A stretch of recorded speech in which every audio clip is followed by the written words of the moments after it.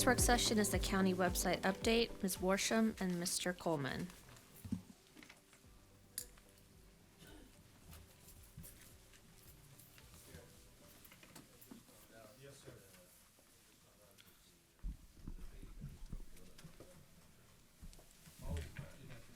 The president, okay, the presidential debate, okay.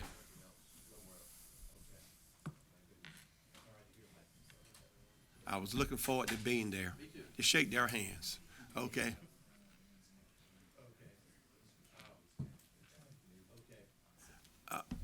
I'm sorry, Madam Clerk, Madam Clerk, okay. Yes, sir. Yeah, could, The county website update. thank you. Yes, County sir. website update. First of all, thank you for being here. We appreciate you. And we look forward to see what you have to say. Thank you. Absolutely. Mr. Chairman, board members, Dr. Casey, my name is Joanne Worsham, and I'm a fairly new addition to Chesterfield County as your Deputy Chief Information Officer. And I have the pleasure of introducing Chris Coleman here, and you guys are going to be super excited to see the new chesterfield.gov website that will be rolling out soon. We want to give you a sneak peek, and so just give us your attention as we run through that for you. All right, thank you, Joanne. Yeah, we're very excited to show you the new website we've been working on. This has been a work in progress for several years now, and it's coming very soon. So, like Joanne said, I'm Chris Coleman. I work for the e-government services team in IST. There's a lot of stuff we do. A lot of times we're just called the web team, but we do a lot more than just the website. We focus on accessibility, search engines, developing forms that our citizens fill out online and submit to the county, and managing our digital assets. Previously, a lot of this work has been done independent of each other, and one of the things we're very excited about with the new website is how it ties all these different pieces of the pie together into one platform and into one consistent delivery mechanism for our citizens. So our primary technology platform for community engagement is the Chesterfield website, chesterfield.gov, and this is what it looks like today. We thought, and just to give you actually a couple of quick statistics, we're very data-driven in IST. We like to look at our analytics and stats and make decisions based on what we get there. And our website does very well. So in the past year, our reach on chesterfield.gov has been 69 million impressions through Google alone. So impressions is when somebody searches for a county service, what's the phone number, what's the address, what time does the convenience center close, what can I recycle there. A lot of the information Google offers through their results without a user necessarily even having to enter our website. And we're okay with that because our website is what informs Google, what informs these search engines, and provides that accurate information. So when people Google things, they're given the correct and accurate info.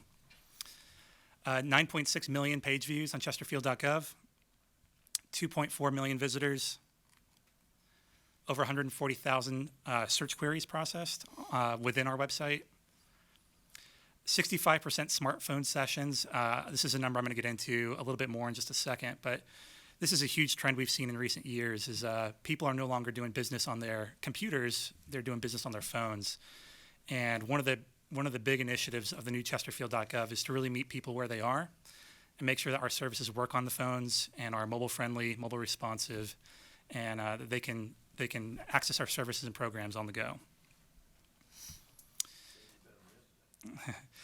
And as part of that, we've had over 100,000 online form submissions. So this is everything from signing up for classes, submitting public comments for meetings like this one, signing up for police citizens academies, and things like that.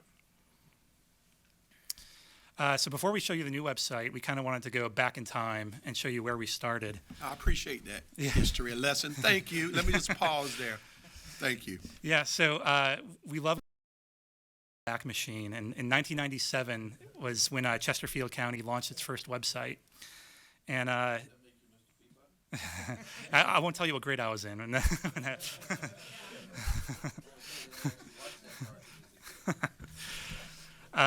But this is actually very exciting because this was before Google was a website. We beat Google to the punch when it comes to making it to the internet.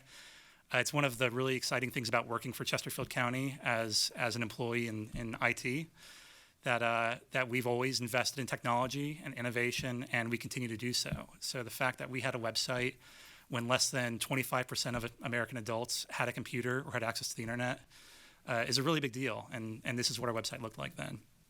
Everything kind of fit on one screen, everything you can see on that in that one view. Yeah. Yeah. So once dial-up improved over time, we were able to manage to load more images, put more information on our website. This was the end of life of the next iteration of our website in 2008. And as you can see, we were at this point cramming a lot of stuff onto that homepage. But it was really a sign of the times and still really fun to look at in the information that we were offering at the time. If we scroll down a little, you can see a national threat advisory, which was very popular on government websites after 9/11 to show what the terrorist threat was. And that's kind of fallen out of fashion. But that was a big deal at the time. Having things like news feeds on the homepage, having a way to log into the website. Even in 2008, it was very early time to be doing some of those kinds of things, and we were still being very innovative. So fast forwarding a little bit more, 2017, this is the end of life of this version of the Chesterfield County website. And again, sign of the times, you can see there's the social media icons there at the bottom. Our website is becoming more interactive. We're not just giving information to people, we are hearing from them as well. We want to send them to our videos that we're hosting online. We want to send them to our social media channels so they can interact with us. And we're seeing some early forms develop so people can apply for things online as well. So that takes us to today. This is our website currently. And one of the big innovations of the 2018 to current website was in the things it accomplished in being mobile friendly. So I talked earlier about how people are using their phones now more than ever. When this website launched in 2018, mobile usage was about 40%. It was less than half, but still a lot. So we developed a website that was, again, meeting people where they were. And part of that was building a website that reflected that mobile experience. So as you can see with the current website, there's a lot of scrolling. Because that's typically what you do on your phone. If you use Facebook or Instagram or any apps, it's really a scroll-based experience. And our website is the same way. As you scroll, you get different kinds of information. We're not packing it all into that homepage above the fold like you saw on some of those earlier iterations of the website. Also, with this version of the website, we introduced a chatbot, and this was out of necessity early on in COVID. Information was changing so frequently and so rapidly with vaccine rollout, COVID information that we really needed a mechanism to answer people's questions and get them that critical information as fast as possible. So our Chesterbot accomplished that. It was very successful. Since COVID, we had expanded Chesterbot to help people understand their real estate information. It tells you what district you live in, what your assessments are. It helps people register to vote and a lot of other services as well. So as I mentioned earlier, I've marked here when the current version, that version that you just saw, website launched. And you can see after 2018, we saw a pretty significant uptick in traffic. And this is initially in part due to our website finally becoming mobile friendly. It was working on people's phones, so people were using our website more. Then, of course, in 2020, COVID hit, and people were not coming into the office anymore. They weren't doing business in person. They wanted to do business online, and we recognized that shift in the way our users were behaving on the website. And this was very informative of what we've done since then in building this new website and really optimizing that online mobile experience. You can see here going back to 2000. Just how drastically that shift in mobile usage has increased, and it's gone up fast. This is really a chart that shows the evolution of the iPhone. Really, when the iPhone was released in 2008, had very low adoption, and now it is the primary way that people use the internet. After our website launched, it was no different. We can see now that it was more mobile friendly. It was mobile usage had gone up since then. And zooming in a little bit more, you can see since COVID-19, we have not gone below 50% mobile usage on our website. So every single month since the beginning of COVID, users have been visiting chesterfield.gov from their smartphones and continue to do so today.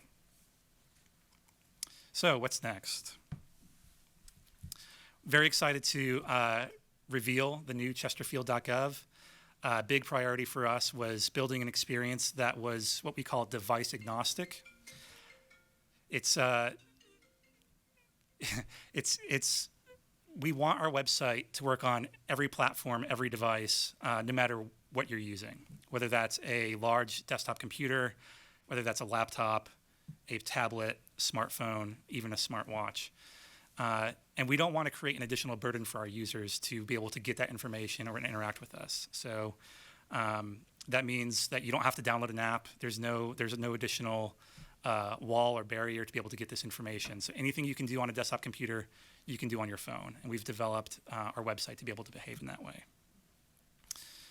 And just to give you a quick tour, this is our new homepage. It feels a little bit familiar. We've taken direct feedback from citizens groups we've spoken to by moving popular services like Translate to the top of the website. It gets docked to the top as you scroll, so you can translate from anywhere, search from anywhere. Let me see. This space in the middle there, it's a new space that we're able to feature different events and programs that we have going on in the county. So as I was coming to this meeting today, I noticed that the farmers market was happening right out there in the loop. Navigation's been restructured to get people to where they're looking for faster, really optimizing, reducing the number of clicks it takes to get there. This new popular resources section allows people to find what's trending, what are they looking for in the current month, the current season on the website. It'll adapt to their needs. Recently, we've added the active development and zoning cases as that was identified as a need on our homepage. So that's here in popular resources and also up in the menu where it can be accessed from any page on the website. Spotlights, again, shows you what's the big news, what are the big things happening in the county. And then we feature our press releases, our latest news, and our calendars. What are the public meetings happening in the county, and what are the new community events going on as well. Really amazing feature with these things is a lot of these have subscriber features. So if people want to get notifications when public meetings happen, they can do that and get text message and email notifications. In the footer, as well as the top of the website, we also provide ways to report concerns or request assistance. This has been one of the forms we developed in recent years. This has been very successful and very popular. We really want to elevate that feature and make it easier than ever for people to report those kinds of issues to us and to the county. We develop our forms with logic and intelligence built into them so that when somebody fills out a form, it routes them directly to the department that handles that issue without having to go through any kind of triaging or middleman. So our content strategy objectives in developing this new site, these are the main 5 initiatives that we were looking at. We wanted our new website to be accessible and inclusive. There are new mandates coming from the federal government that requires websites to be accessible to people even who are blind or have other sorts of audio-visual disabilities or even cognitive disabilities. So we've developed a website that will work on assistive technology and a lot of different devices, not just devices with screens. As you see here, you see screen magnifiers, braille keyboards, hearing assistance at the top. Our website is compatible with all these technologies, which we're very excited about. Also, as part of inclusivity, is a website that is translatable into over 100 different languages. So not only is our website content translating, but so are the forms that we develop on the website. So the interactive online mobile responsive forms can also be translated into all these languages. In fact, last year our website was regularly translated into over 30 languages. So it's not just English and Spanish. We have a very diverse community in Chesterfield that translates the website into many, many different languages. And we do a lot of work to ensure that what we are delivering to them is inclusive and accessible and translatable. Engagement. So we are launching more notification features. So making it easier than ever for people to hear from us, subscribe to what we're saying, the news that we have out there, and get that news in the way that they want through text messages, emails, and ensuring that it's the news they care about. So we have a lot of different topics that people can subscribe to. They can get press releases and a variety of newsletters as well. Interoperability. Like I mentioned with online forms, we want to make sure our website works with a lot of the different technologies that we have in the county. Each department has different technologies that they bring on and that we integrate into the website, and we want to make sure that's a seamless integration. The Board of Supervisors public comment form is a really great example of a third-party system that we have blended into the website and making it easy for the public to be able to submit their comments to you that you get without them necessarily having to be here in person. Mobile first, as part of that priority for us, we're developing a number of resource hubs that are mobile optimized, making it easier than ever. It actually looks like an app and works like an app, but it's just built into the website, responding to the device. Blogs and news. We have a great blog and great news section of our website that people can subscribe to. It's better than ever on the new website in the ways that it's more interactive and can get to our users easier. And then online payments. It's becoming more and more popular. People can pay their utility bills online and also their taxes as well. And we are taking steps to make it easier for people to find that information in fewer clicks. Search engine optimization. Another really big new innovation with the new website is our search. Not only searches our website, but searches a lot of the different systems that we have in the county. It uses an AI technology to respond to the user with AI, but it also backs up that response with the actual resource, the actual reference information. So you can actually see what the search results are, what the pages are, like a traditional search. This is an example where the user input the search, they wanted to go to the dump. Well, that's a lot of our residents refer to it as the dump or the landfill, but our website and the county refers to it as a convenience center. And our search engine is smart enough to know the difference. It's smart enough to know, oh, I knew what you were talking about. You were talking about the convenience centers. So it's going to serve up those results to that user. In addition to those web results, it'll serve up the facilities as well. It'll say, here's our... You can click into those, see the hours and other amenities that they offer. And also breaking it up into news as well. You can see recent news relating to our convenience centers, recycling, and from the solid waste management department as well. So we've taken the new website on tour. We've gotten a lot of really, really positive feedback. Mr. Holland got to sit in on the Chesterfield Citizens Academy earlier this week or last week, and which was really fun to talk to. But we've been showing this to community groups, taking it to Senior Day, letting people get hands-on impressions of the website before it fully rolls out to the community. And it's truly been overwhelmingly positive feedback. And we've been talking to these groups for years. We take their feedback seriously, and we incorporate a lot of the feedback we've heard directly into this new website iteration. And they're very positive and excited to see their feedback reflected into this site and the new site that we'll be launching soon. Something we share with all of our groups and certainly share with the board as well is we've trying to make it as easier than ever to report issues through our website. We have a link in the header and in the footer that will always take you to this report page. It is an interactive form that you can work through. There's a series of issues that you can report. If we can't handle it, like there's road issues in here, it'll direct you to, as we mentioned earlier, VDOT, the agency or office that does handle that. This particular example, I'm reporting a website issue.